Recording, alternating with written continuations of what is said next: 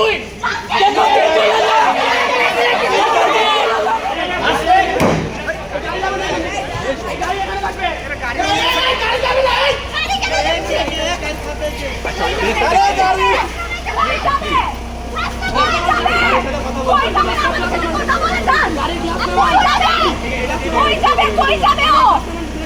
একটু নামান স্যারের সাথে কথা বলতে ডিসি স্যারকে ডাকতে হবে কেন বলতে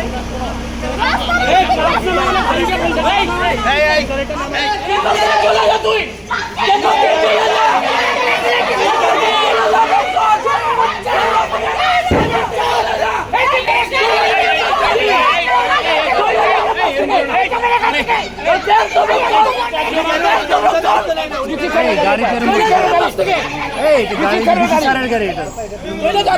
কেন যাচ্ছে